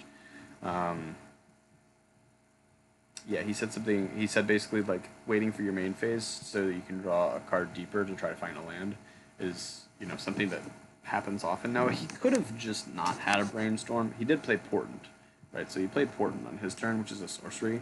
So that also makes sense. Sorry, I'm talking through my turn because all we're doing is throwing burn spells at his face. I feel like that's pretty self-explanatory. I don't think you need my help to understand what's going on there. I was like, oh, I have these burn spells. They probably should point at the face. That was my thought process. But yeah. Terminus. I mean, using a Terminus on one creature is pretty good for me. Basically just turns it into I guess it's a slightly better Swords to Plowshares, right? Because I don't have any shuffle effects. Like, that's permanently on the bottom of my library. I think we just try to resolve this Vortex. If it resolves, like, we're in a fantastic position. He's only got 4 cards in hand. If he plays Force of Will and goes down to 2 cards to my 2 Fire Blasts, I'm pretty happy.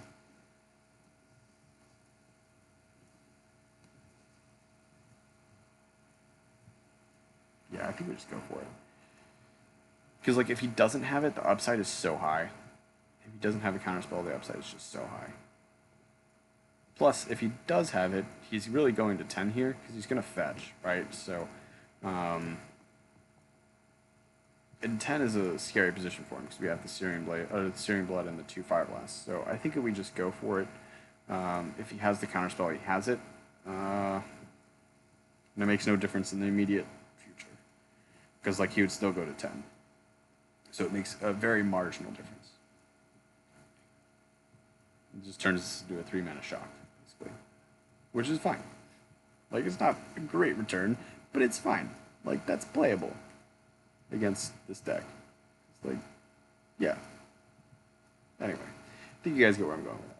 Like, it just doesn't matter. As long as we're dealing damage to him to cast our spells, we're happy. I mean, we would have loved to resolve that spell, but, like, we can't get caught up on...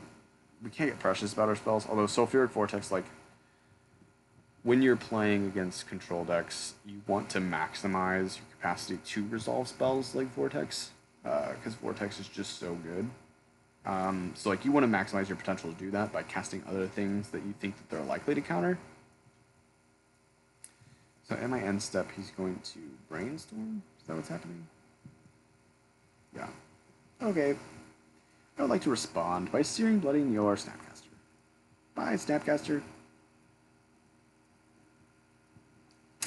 I accidentally 6'd through, but I was able to stop before it passed phases, so that's good. So we got there before he could untap, which cuts off at least some of his counterspell potential.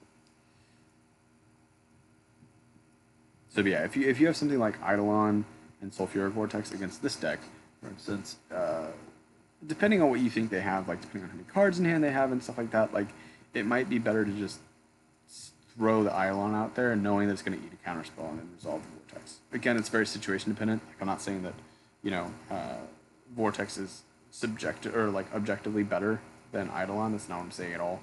What I'm saying is that Vortex is just in certain positions more valuable than Eidolon. And you can do it vice versa, right? If you think that Eidolon is going to be more valuable to you against deck that you suspect has a counterspell up, and you have Vortex in hand and you can cast either of them, you cast the one that you care about least first, at least in my opinion, if you think they have a counterspell. If you don't, then you throw out the thing that's more powerful, obviously. This is pretty basic stuff, but I'm just talking, like, because Burn is a basic deck, these are the lines that really matter, like, as a lot of the basics. Not that Burn is not necessarily easy to play, especially in this format, where, like, timing is everything. When you cast your spells matters a ton in Legacy, because there's just so much counter magic, right? So I'm going to slow roll this, because it looks like fun. So So we're just going to tap all our mana. We're going to cast the first Fire Blast. He's going to counter it. Psh, no fight. All right, round 4 or round 5. I really want to 3-2 this league. You know, if we had 4-1 this league, you know, if I didn't punt that smallpox game, I would have been very happy. But you know, if we can 3-2 this league, we at least break even. We actually gain 2 ticks. That would be great. But you know, it's partially up to the cards, right? It's partially up to our play capacity, partially up to the matchup. You know, if we see show and tell in this last round, we're just going to be unhappy campers. Like, we're just not going to do very well. But if we don't see show and tell, we have at least a fighting chance against almost every matchup. I would say that Dredge is probably our next toughest. Or, like, no, sorry, Eldrazi Post. Eldrazi Post is just disgusting. Because, again, it's like lands that gain life. They don't have lands that deal damage to them. I guess, no, that's not true. They have the Ancient Tombs. But still, they, like, the acceleration that they have allows them to cast bigger things than ours. So, like, to our turn 2, we're casting, like, 2 bolts or an Eidolon, right? That's 6 damage one time. Their turn 2, they're like, Thought-Knot Seer. Steal your best card and put you in a position where, like, none of your cards are going to kill my Thought-Knot Seer now. And I'm dealing 4 to you a turn, which is much better than, like, 3 one time, right? That's the power level difference in terms of the cards is where Burn struggles in a lot of formats, right? Because, like, Lightning Bolt is a good card, but is not on the same power level as, like, Thought-Knot Seer, for instance, right? Like, it's just not as valuable a card in terms of what it does, right? In the right shell, of course, and all that stuff, but the thing is that all of our spells are relatively low in power level, but put together, they deal a lot of damage over time. I think this is something that Patrick Sullivan talked about in an interview that he had with, what is that YouTube channel? I can't think of the name of it. He does like a lot of legacy stuff, but anyway, Patrick Sullivan was talking about this, and you know, the difference between the card value that you have and your opponents is pretty large. Like, Gristlebrand is just much more powerful than, you know, Price of Progress. You know what I mean? So, you know, we're fighting a critical mass battle where we need to create a mass of spells. Whereas those kinds of decks need 1 or 2 things to stick, and then they're way ahead. And that creates a kind of card advantage, right? Because they can use less spells to accomplish the same task or better. And then with the posts, they can just gain life equal to the amount of posts they have in play, and that creates a huge disparity for us because we've done, like, for us to deal 10 damage, it's 3, maybe 4 spells. For them to deal 10 damage, it's 1 spell that just stays there. It's very hard for us to deal with, too, because our burn spells generally deal 3 damage, not 4. So it looks like we're up against Reanimator. So far, he hasn't hit anything, so he lootinged, he Cabal Therapy named Force of Will, which I thought was kind of silly. Like, I get it, you just normally just name Force of Will because, like, it doesn't matter, and, like, maybe you get it, but when I lead with Swiftspear, you gotta think that I'm on burn, right? Like, Mountain Swiftspear, that has to communicate to you, oh, I'm up against burn. So, like, you should have named Bolt. I would have named Bolt. Or, like, Fire Blast. So here's the second looting.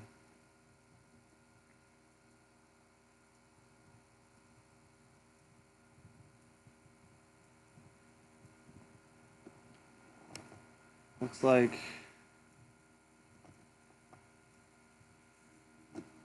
you got the Grizzlebrand in the yard, but it doesn't matter because we have the Sulfuric Vortex. He's not going to be able to gain any life, which essentially means that you know, he's going to be in a position where paying 7 to draw some cards is really bad for him at that point in time, right?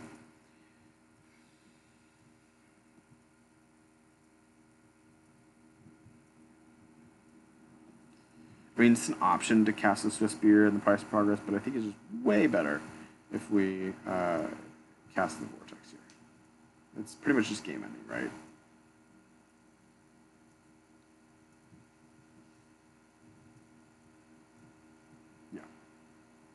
kind of what we suspected. All right, so we miracle game one. Like game one is where Red Black Reanimator is just supposed to shine. Its main goal. There's a really embarrassing video that I have not taken down because I think it's indicative of the power level of that deck, right? I had just stopped playing Magic for a while, and I came back and I was like, let's try this new Red Black Reanimator deck. It was like when it was kind of like rising, and like people knew of it for a while, but like it was gaining popularity because it was a cheap deck. And I was like, okay, let's try this deck. And so I played it, and I thought that Faithless Looting worked like Tormenting Voice, so you discard first and then drew, so it's like a true, what's the word? There's a difference between a loot and a rummage. I don't remember which one's which, but anyway, I'm pretty sure looting is what looting does, and rummage is what rummaging goblin does, so rummage should be discard, so I thought it was like a rummage effect, not a looting effect. And so I was doing that for the whole video, and I still won the game. I think I was against Death and Taxes, but it's like one of my most viewed videos, and it's super embarrassing because I played the whole game like that. And then after I looked back on it, I was like, wow, I really did that wrong the whole time. But anyway, so the whole thing with Red Black Reanimator is that it compensates for its lack of interaction with speed. And so generally game one is very hard for people to win because it's just so fast, and they can just win on like turn 1 or 2. Not necessarily win, but you know, they're gonna put like Grizzlebrand or whatever into play on turn 1 or 2, and you're just like, oh well, that's fun. I have a Goblin Guide, and you know, you just lose. And for other decks too, like if you don't have Force of Will, like that's a very dangerous hand, and not every deck is gonna start with Force of Will in hand. So Red Black Reanimator preys on its speed, and we top decked one of our Silver Bullets. So if he doesn't have a turn 1 thing, we're very happy campers, right? Like Tormod's Crypt is just going to be great because it's a continual thing that he just can't beat. And these double Eidolons are going to be really good too, because at a certain point we'll have 2 Eidolons in play, and it'll be like you can't cast any spells because you'll just die. And we don't have to cast any spells either because we can just attack. It's not like he brings in, like he doesn't have blockers, right? So we're just going to spike you. Say go.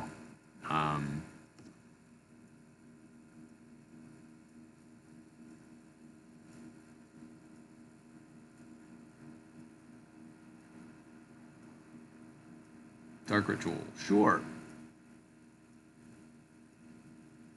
Wish we had the Eidolon in play for that, but yeah, okay. Dark Ritual for Faithless Looting. I mean, he can't reanimate anything here, right? So, like, what does he do? He names, like, Cabal Rituals me? Or, I mean, Cabal Therapies me? Like, he can't really even put anything in the graveyard because I can just Tormod's Crypt it, right? And I guess if he did put something in the graveyard and I Tormod's Crypt in response, he could Entomb. Like, that's a line, right?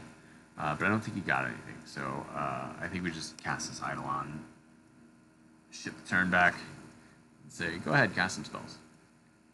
Merd, my friend, Merd.